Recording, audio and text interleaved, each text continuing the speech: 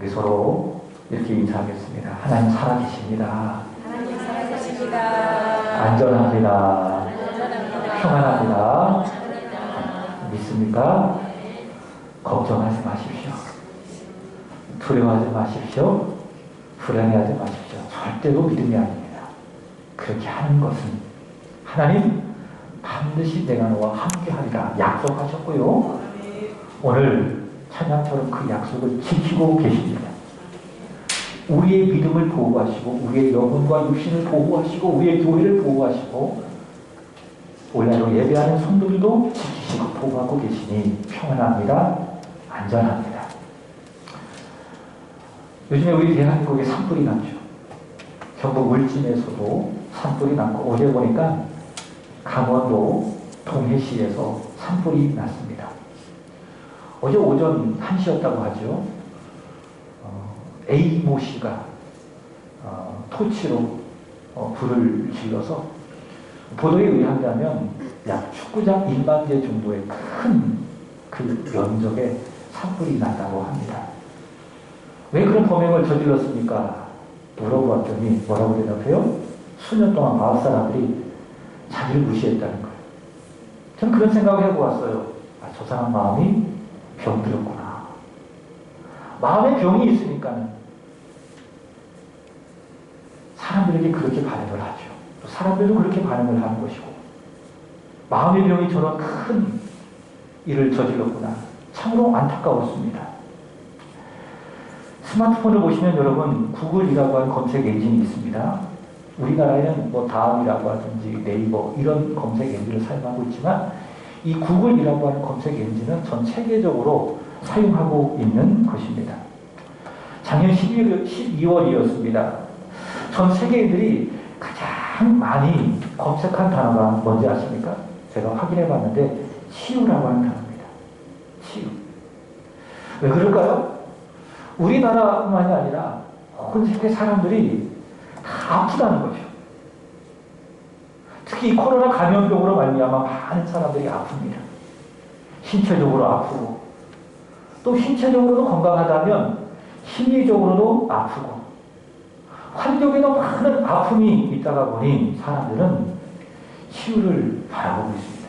그리고 어떻게 하면 내가 이 아픔에서 해방될 수가 있을까라고 하는 소망을 가지고 그 치유라고 하는 단어를 온 세계의 사람들이 검색을 하고 있는 것이죠. 여러분 유튜브에 들어가봐도 이 건강에 대한 수많은 영상들이 있는 것을 볼 수가 있습니다. 어떻게 하면 건강해질까? 그래서 사람들의 관심 중에 하나가 건강이죠. 어떻게 하면 우리 정신이 건강해질 수가 있을까? 육신이 건강해질 수가 있을까? 수많은 전문가들의 동영상을 우리는 찾아볼 수가 있습니다. 무엇을 보여주고 있습니까? 사람들이 과연 건강하다면 그런 영상들이 나오겠습니까? 아니죠. 건강하지 못하다. 육신이 병들어 있고 마음이 병들어 있고 그래서 치유하고 싶다. 그런 심리를 이용해서 그런 수많은 동영상들이 나오는 것 아니겠습니까? 어떤 사람들은 신체적으로 병이 들어 있습니다. 평생을 짊어지고 갈 그 병으로 인해서 끊임없이 고통을 당하고 있는 그런 사람들이 있습니다. 어떤 사람들은 신체적으로는 육체적으로는 아프진 않지만 무엇이 병들었어요? 마음이. 그 밤한 그 사람도 마음이 병든 거예요. 마음이 심각하게 병이 들어 있습니다. 그래서 우울증에 걸리기도 하고 그것 때문에 고통스러워하기도 하고 견디다 못해 스스로 목숨을 끊기도 하고요. 어떤 사람은 살아가고 있는 그 환경에 크나큰 병이 들어 있습니다.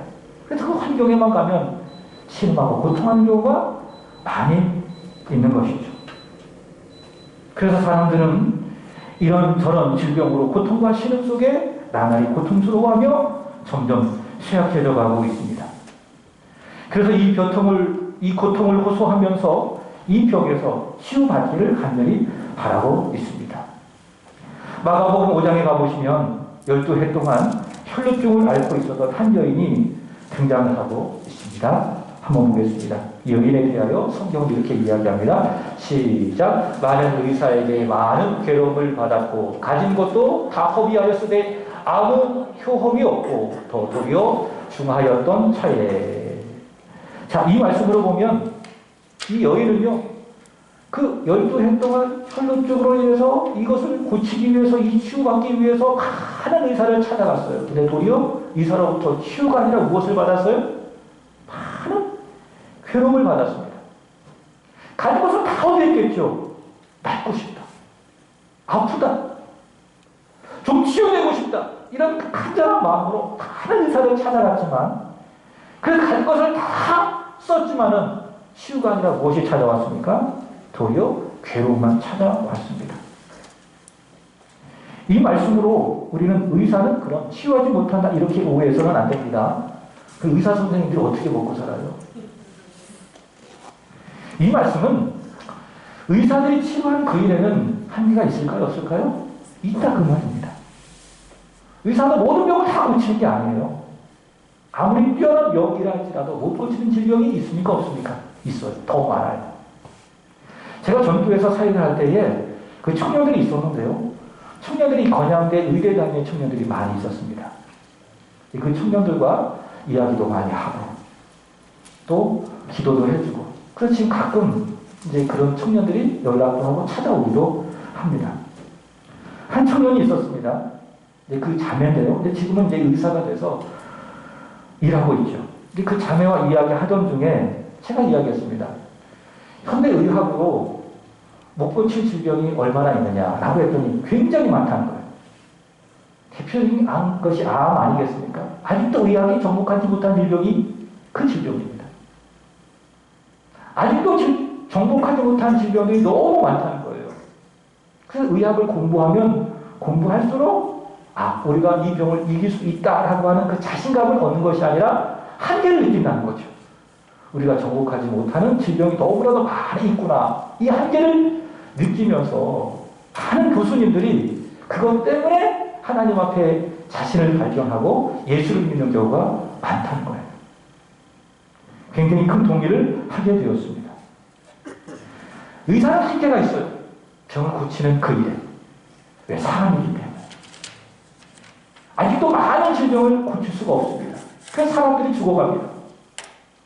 하지만 여러분, 이 질병, 죄가 불러온 이 질병을 고칠 수 있는 단 한 분이 계십니다. 완벽하게 고칠 수 있는 한 분이 계십니다. 신체의 질병, 심리적인 질병, 환경적인 모든 질병을 다 치유하시는 분이 있습니다. 그분이 누구십니까? 예수 그리스도십니다. 오늘 말씀에 나오는 예수 그리스도. 그래서 제목을 이렇게 잡아보았어요. 다 같이 시작. 예수 나의 치료자. 여러분, 의사가 나를 치유하는 것이 아닙니다. 예수 그리스도께서 의사를 통해서 나를 치유하시는 겁니다. 그 무조건 치유한다고 낫지 않아요? 어떻게 하셔야 돼요? 믿음 갖고 의사에게 가야 돼요. 그리고 믿는 거죠. 하나님께서 의사를 통해서 나를 치유해 주신다. 그리고 믿음을 갖고 의사의 치료를 받아야 되는 것입니다. 하나님만이 나의 치료자가 되십니다. 예수 그리스도만이 나의 치료자가 되십니다. 마태복음 4장 23절의 말씀을 보시면은 예수께서 복음을 전하시면서 하신 세 가지의 사역이 있어요. 한번 읽어볼까요? 시작. 예수께서 온 갈릴리에 두루 다니사 그들의 회당에서 가르치시며 천국 복음을 전파하시며 백성 중에 모든 병과 모든 약한 것을 고치시니. 예수께서 복음을 전하실 때 굉장히 다양한 방법으로 사용하셨습니다. 먼저 예수님께서 어떻게 하셨어요? 두루 다니셨어요. 그러니까 한 군데 정치에 있지 않았어요. 오늘 말씀 38절 보세요. 이르시되 우리가 다른 가까운 마을들로 가자. 거기서도 전도하리니. 항상 거기에서만 전도하지 않았어요. 어디에서도 전도해서 다른 데에서도 전도하셨어요.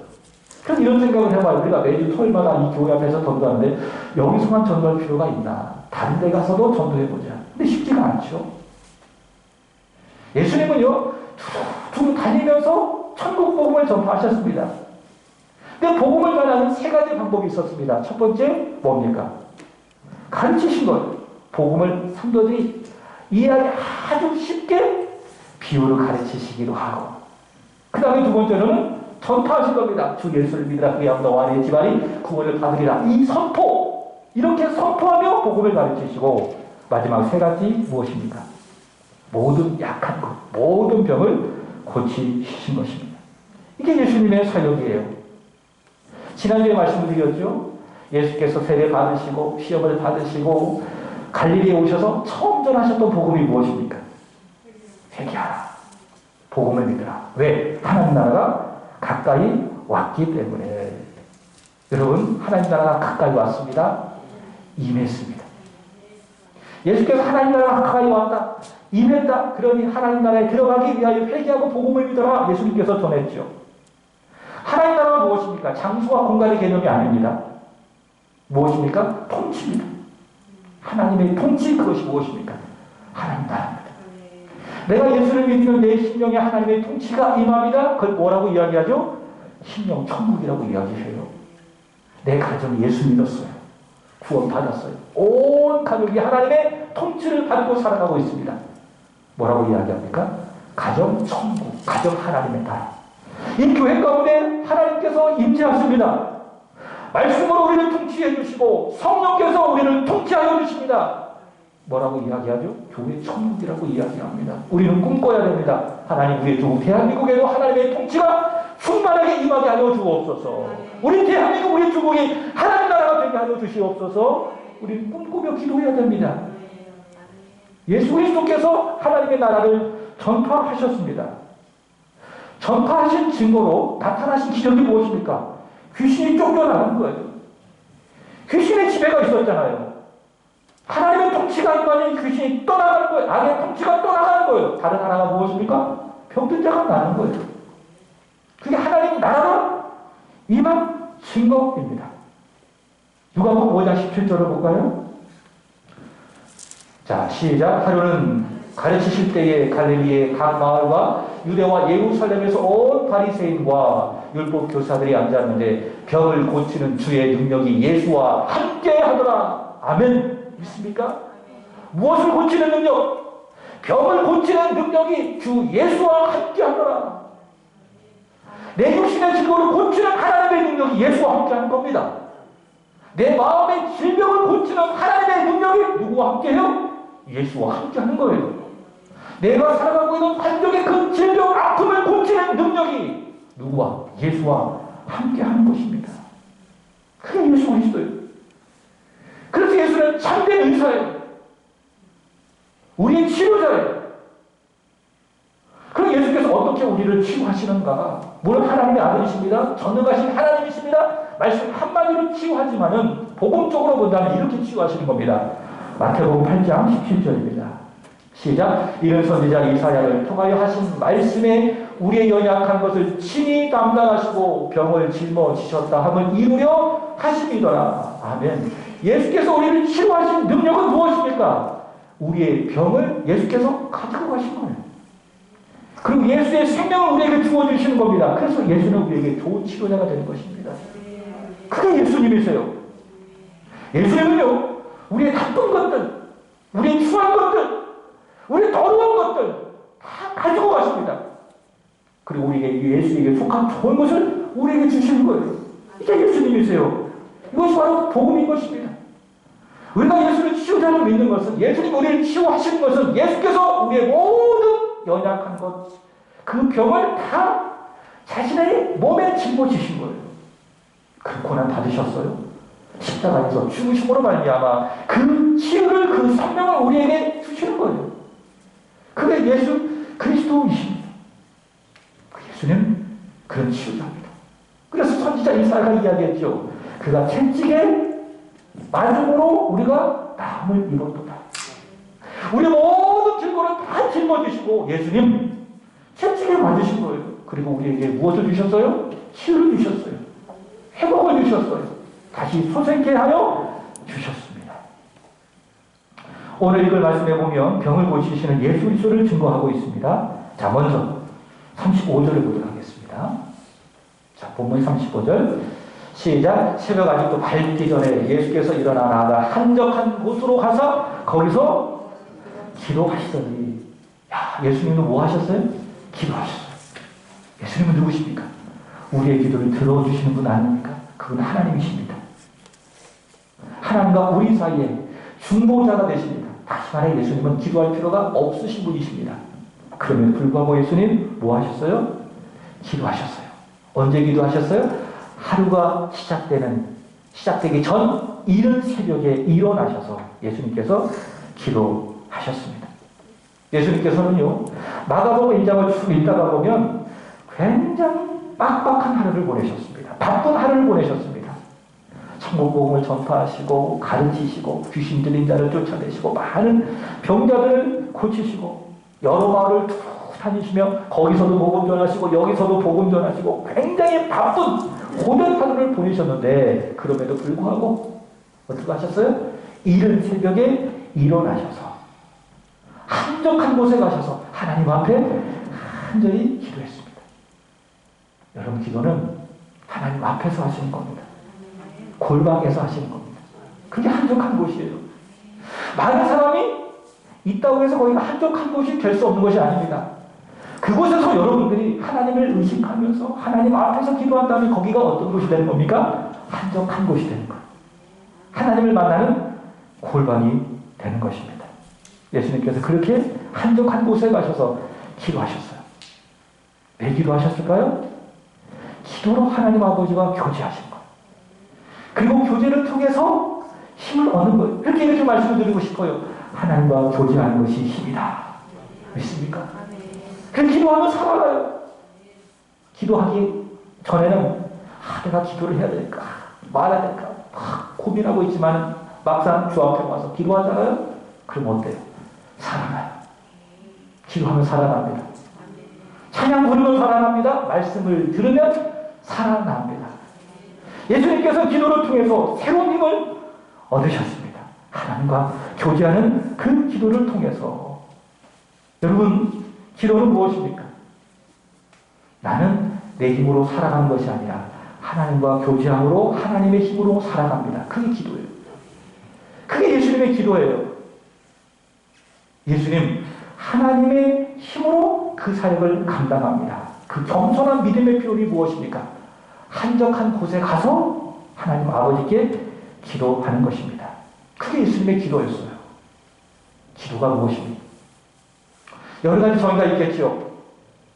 내 구하고 찾고 두드리는 것. 이것이 기도죠. 내 피와 간구를 하나님 앞에 아래서 받는 것 기도죠.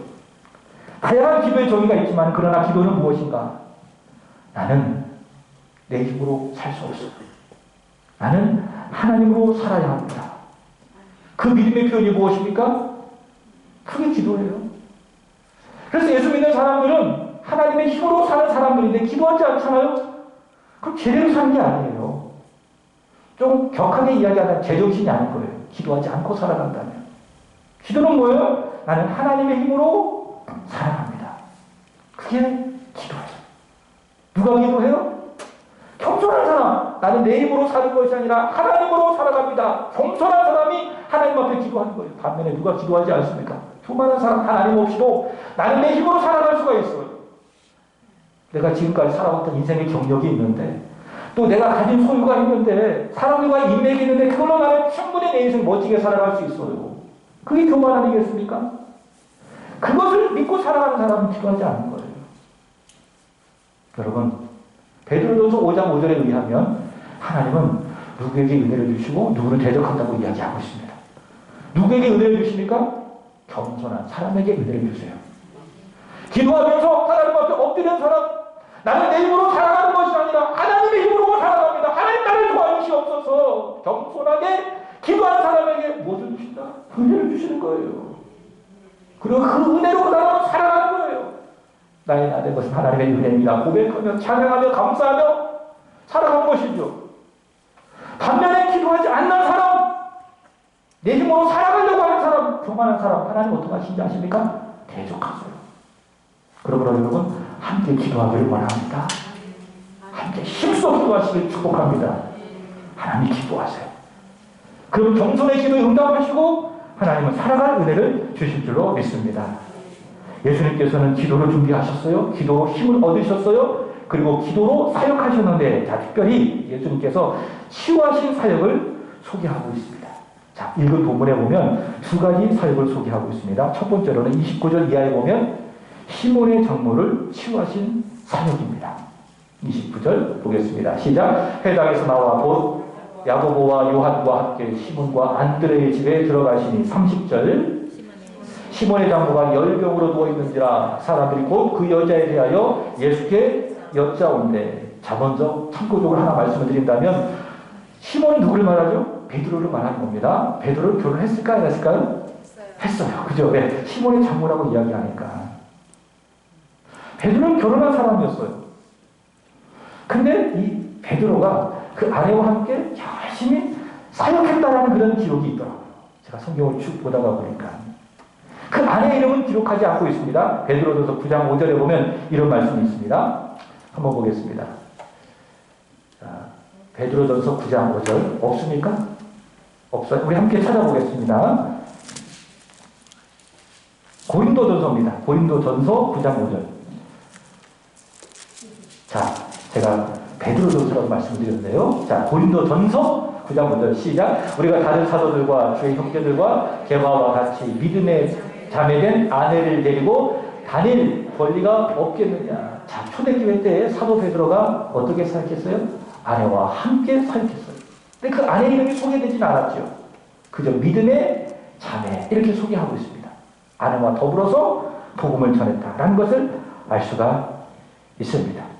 그리고 초대교회 기록에 의하면 베드로보다 그 아내가 먼저 순교했다고 밝히고 있습니다. 자, 어쨌든 이 시몬의 장모가 열병이 들었습니다. 근데 이 열병은 어떤 병일까? 의사 누가는 말하기를 누가복음 4장 38절에서 이렇게 이야기하고 있습니다. 흉한 열병 이렇게 이야기하고 있습니다. 그냥 열나는 그런 잠깐 쉬면 지나가는 그런 열병이 아니라 생명이 확 갔다 하는 중한 열병이라고 소개를 하고 있습니다. 그럼 그 열병은 무엇일까? 아무래도 큰 고열을 동반하는 일종의 풍토병으로 말하고 있습니다. 그래서 누구는 말라리아라고 이야기도 하고 어쨌든 아주 고열이 나게 되어지는 생명의 위협을 받는 그런 열병에 걸린 것이다. 이렇게 보는 사람도 있고요. 또 어떤 분들은 일종의 화병이라고 보는 겁니다. 아, 베드로가요. 아내와 결혼했어요.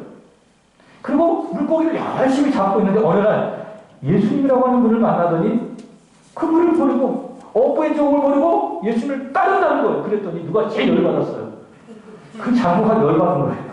그래가지고 속에 막 화가 나가지고 일종의 화병이 걸린 겁니다. 죽을 만큼. 이것이 이제 좀 이해가 되어지는 게 31절 보시면은 보세요. 예수께서 치유하시자마자 그 여자가 어떻게 했어요? 일어나서 그들에게 수종 들었다. 쉬운 성경에 보니까 예수께 수종 들었다. 그러니까 화병 나기 전에는 예수님을 안 믿었다는 거죠. 그러나 화병을 치유받고 나니까는 이 여인이 예수님을 믿게 되었다. 이런 것을 통해서 이 열병은 일종의 화병이로구나. 이렇게 보는 그런 분들도 있습니다. 자, 어쨌든 풍토병이든 아니면 화병이든 중요한 것은 무엇입니까? 이 여인은 목숨이 확 갔다는 아주 심각한 질병에 걸려있다는 것이죠. 자, 그 여인은 예수께서 치유하십니다. 31절 다시 한번 읽어보겠습니다. 시작. 나아가사 그 손을 잡아 일으키시니 열병이 떠나고 여자가 그들에게 수종들더라. 31절. 자, 어떻게 하셨어요? 병든 그 여자에게로 다가가시는 겁니다.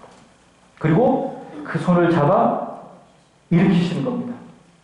중병에 걸려 사경을 헤매는 그의 손을 잡아 일으키시며 그를 치유해 주십니다. 누가복음 4장 39절의 말씀을 보시면 이렇게 이야기합니다. 읽어보겠습니다. 누가복음 4장 39절 시작. 예수께서 가까이 서서 열병을 꾸짖으신 데에 병이 떠나고 여자가 곧 일어나 그들에게 수종드니라. 어떻게 했어요? 병을 꾸짖으셨대요. 마가복음에는 손잡아 일으켰다고 이야기하고 있고 그 전에 먼저 어떻게 하셨어요? 그 여인을 괴롭히고 있는 열병을 향하여 선포하신 거예요. 썩 나가라. 열병을 꾸짖으셨어요. 그랬더니 병이 떠났어요. 여기서 떠난다라고 하는 것은 완전히 단절했다는 그 말입니다. 부작용 없이 완벽하게 이 질병으로부터 해방되었다라고 한 겁니다. 즉시 건강하게 그는 주님을 섬기는 자가 되었습니다. 자, 두 번째입니다. 40절 이하의 말씀을 보시면은 누가 나옵니까? 한 나병 환자가 나오고 있습니다. 레위기 13장에 의한다면 당시 나병 환자는 정상인들처럼 살아갈 수가 없었어요. 사회적으로 격리가 되었습니다. 왜냐하면 저 사람이 피부병에 걸렸는데, 나병은 피부병을 말하는 겁니다. 피부병이 걸렸는데 지은 죄가 있어서 저런 병에 걸린 거야. 이렇게 판단했어요. 그래서 사람들이 부정하게 여겼죠. 물론 나병은 전염성도 있기 때문에 격리시켰지만 영적인 문제가 더 심했죠. 저 사람 하나님 앞에 큰 죄가 있기 때문에 저런 병이 걸린 거니 우리와 함께 사는 것이 합당하지 않다. 그래서 격리된 채 살았습니다. 자, 그럼 그에게 무엇이 있었습니까?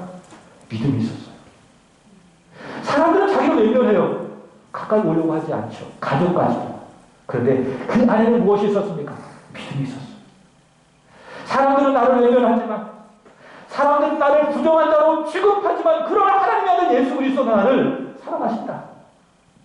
나를 알아주신다. 나를 치유하신다라고 하는 그 믿음, 그 믿음을 갖고 있었어요. 그리고 용기를 내어 예수께 다가가 기도한 겁니다. 40절 보겠습니다. 자, 40절 시작. 한 나병 환자가 예수께 와서 꿇어 엎드려 간구하여 이르되 원하시면 저를 깨끗하게 하실 수 있나이다. 얼마나 간절한지 보세요. 치유받고 싶은 그 마음 얼마나 간절한지. 그 수많은 사람들 사이를 뛰어가서 예수 앞에 와서 꿇어 엎드리며 간구한 거죠. 주님이 만약 원하신다면 저를 깨끗하게 해줄 수가 있습니다. 주님 나를 치유해 주십시오. 자, 그러자 예수님 42절에 치유하셨습니다. 읽어보겠습니다. 시작. 예수께서 불쌍히 여기사 손을 내밀어 그에게 대시며 이르시되 내가 원하노니 깨끗함을 받으라. 어떻게 하셨어요? 불쌍히 여겨주셨어요. 주님 원하노니, 주님 원하신다면 나를 깨끗하게 하실 수가 있습니다. 나를 고쳐주세요.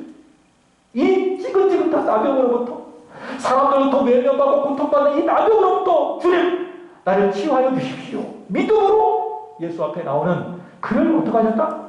불쌍히 여겨주셨다. 여기서 불쌍히 여기다라는 말의 원어는 이런 뜻을 갖고 있습니다. 창자입니다. 창자라는 뜻을 갖고 있습니다. 내장이에요. 내장. 그러니까 예수님께서 그 나병에 걸려서 고통받고 있는 그 사람을 보시고 불쌍히 여겨주셨는데 그냥 갸륵한 그런 마음이 아니라 마음속 깊은 그 창자에서 끓이는 듯한 그런 마음을 갖고 보시고 불쌍히 여겨주시는 그 말입니다. 여러분 그래요. 믿음으로 주님 앞에 나아가잖아요. 주님 아니면 안 돼요. 주님 아니면 나를 회복시켜줄 수가 없어요. 주님 아니면 나는 치유될 수가 없어요. 주님 나를 치유해 주세요. 이게 믿음 아닙니까? 이 믿음을 갖고 하나님 앞에 나와 기도하잖아요. 그러면 분명한 거는 여기 41절의 말씀처럼 예수님 어떻게 반응하십니까? 그 나를 불쌍히 여겨주시는 겁니다. 마음 깊은 창자가 끓는 듯한 그런 불쌍한 마음으로 나를 보시고 나를 회복시켜 주신다라고 하는 것입니다. 주님이 그렇게 이 나병 환자를 치유하는 것이죠. 부정한 그에게 손을 대시며 말씀하시는 겁니다. 그래, 원한다. 나는 원한다. 나는 네가 더 이상 이 나병으로 말미암아 고통받기를 원치 않는다. 나는 내가 깨끗하기를 원하노니 너는 깨끗함을 받을지어다. 예수님 그렇게 말씀하시니 즉시 그 나병이 떠나가는 것을 볼 수가 있습니다. 무엇을 보여줍니까? 예수님은 나의 치유자이심을 보여주고 있습니다. 본문 31절의 말씀을 보시면은 시몬 장모에게처럼 예수님 이 병든 자를 찾아올 수가 있어요. 그리고 가까이 오실 수 있어요. 그리고 내 손을 잡아줄 수 있어요. 그죠? 너무 아파가지고 기도할 마음도 없고 괴로우니까 하나님 앞에 가까이 다가갈 수도 없는 그런 처절한 상황 속에 있을 때가 있지 않습니까? 그때 여러분 기도할 수 없으면 가만히 주님만 묵상하세요. 그럼 주님이 찾아오십니다. 이 열병에 걸린 장모가 주님을 구했겠어요? 그저 열병에 걸려서 생사를 왔다 갔다 한 건 아니겠습니까? 그런 주님을 찾아오신, 그런 주님이 그 여인에게 찾아오신 거예요. 그리고 어떻게 하신 거예요? 손을 내미신 거예요. 그럼 어떻게 해야 돼요? 손을 꼭 붙들면 돼요. 그 힘을 다해 그 손에 주님의 손을 꼭 잡으시면 되는 겁니다. 여러분, 주님 우리에게 다가오십니다.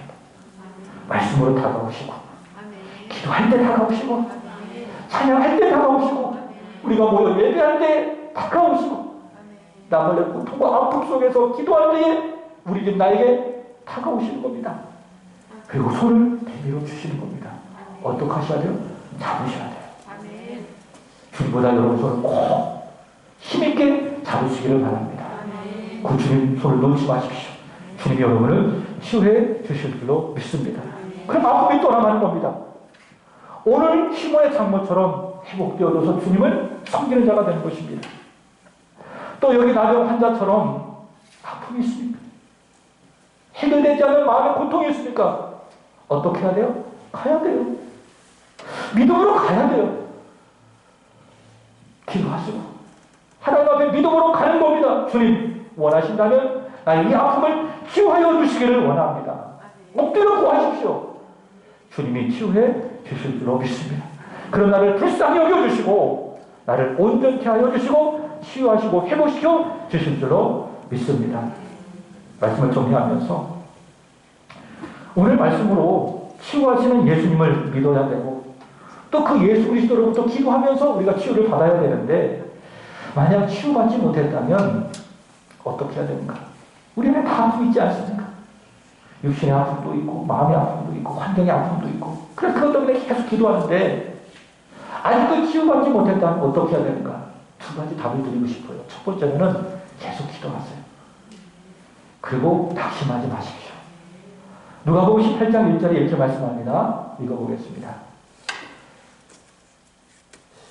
누가복음 18장 1절입니다. 없어요? 18장 1절 없습니까? 자, 한번 보겠습니다. 누가복음 18장 1절입니다. 시작. 예수께서 그들에게 항상 기도하고 낙심하지 말아야 할 것을 비유로 말씀하여. 자, 항상 뭐 하라고요? 기도하라고요. 여러분 그거 아십니까? 우리 예수님은요, 저와 여러분이 아프지 않기를 원해요. 아픈 가운데 고통스러워하지 않기를 원하십니다. 그게 우리 예수 그리스도이십니다. 그 예수 그리스도 앞으로 가십시오. 그리고 고쳐달라고 항상 기도하시기를 축복합니다. 그리고 당장 고쳐주지 않는다 할지라도 뭐 하지 말고 낙심하지 말고 인내하면서 기도하십시오. 하나님께 반드시 저와 여러분을 치유해 주실 줄로 믿습니다. 두 번째로는 그래도 치유되지 않는다면 어떻게 해야 될까요? 기도해야 되겠지만 그럼에도 불구하고 치유되지 않는다면 이렇게 답을 내주세요. 이 아픔에는 아버지의 뜻이 있다. 그리고 그 아픔을 믿음으로 받아들이는 겁니다. 이번에 고린도후서 1장을 읽어가며 이 말씀이 참 마음에 담아내어졌습니다. 은혜가 됐습니다. 읽어보겠습니다. 고린도후서 1장 9절입니다. 시작. 우리는 우리 자신이 사형 선고를 받은 줄을 알았더니 이는 우리로 자기를 의지하지 말고 오직 죽은 자를 다시 살리시는 하나님만을 의지하게 하심이라.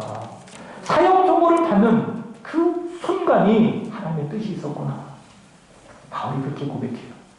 그것은 무엇입니까? 그 사형 선고만 바라보면 걱정되는 거예요. 두려운 거예요. 죽음이 왔다 갔다 하니까. 중요한 산자가 왔다 갔다 한다. 그러나 거기에서 하나님의 뜻을 바울이 발견했습니다. 그것이 무엇입니까? 의지입니다. 아, 그래. 하나님이 이런 상황에 나를 주신 것은 나로 하여금 나를 의지하지 말고 내가 가진 것을 의지하지 말고 내 인생의 경험을 의지하지 말고 누구? 오직 죽은 자를 다시 살리시는 하나님만을 의지하게 하려고 했다. 바울의 것을 믿은 거예요. 그러니 사형 선고를 받는 그 절체절명의 순간에도 감사한 거죠. 우리 아픔도 마찬가지입니다. 하나님 왜 나를 안 고쳐주실까? 정말 건강하고 싶은데 아프지 않고 싶은데 왜 하나님은 나의 이 아픔을 계속 허락하실 것일까? 그것만 생각하면은 자꾸 의심도 들고요. 낙심도 들고요. 그러나 한 단계 더 나가셔야 돼요. 거기에서. 하나님의 말씀을 대하는 우리라면 거기에는 무엇이 있다고요? 뜻이 있다. 나로 하여금 내 자신을 의지하지 말고 누구? 오직 죽은 자를 다시 살리시는 전능하신 하나님만을 의지하게 하시는 하나님의 뜻이 있구나. 이렇게 믿고 받아들일 거예요. 그럼 이렇게 고백할 수 있습니다. 따라서 합니다. 아프니까 감사하다. 기도하겠습니다. 예수 나의 치료자 찬양합니다. 경배합니다. 감사합니다. 오늘 우리의 아픔, 우리 육체의 아픔, 마음의 아픔, 환경의 아픔, 우리 사업장의 아픔, 우리 자녀의 아픔을 다 짊어지시고 담당하시고 채찍의 마중으로 말미암아 우리가 나음을 입었나이다. 주여, 이 시간 간절히 기도합니다. 우리의 아픈 우리의 육신을, 우리의 마음을, 우리의 환경을 주의 보혈로 치유하여 주시기를 원합니다. 아버지, 치유되어지는 우리의 가정 되게 하시고 우리의 자녀 되게 하시고 우리 교회 되게 하여 주시고 더 나아가 이 나라와 이 민족이 되게 하여 주시고 더 크게 전쟁 중인 땅, 우크라이나 땅이 되게 하여 주시옵소서. 저희를 기도하되 낙심하지 않고 끊임없이 기도하게 하여 주시고 혹 그래도 하나님이 우리를 치유해 주시지 않는다면 거기에는 우리 결국 하나님만을 의지하게 하시는 하나님의 뜻임을 깨닫고 아프니까 감사하다, 아프니까 하나님을 찬양한다, 이렇게 고백하는 우리들의 믿음이 되게 하여 주시옵소서. 아버지, 욕처럼 고백하게 하여 주옵소서. 주신이도 여호와시오 귀하신 여호와시니 여호와 이름이 찬송을 받을 것입니다. 이 고백이 아픔 중에 있는 우리의 고백, 그래서 그런 우리를 통하여 하나님의 마음껏 영광 받으시게 하여 주옵소서. 감사하며 구주 예수 그리스도의 이름으로 기도합니다. 아멘. 우리 여전교회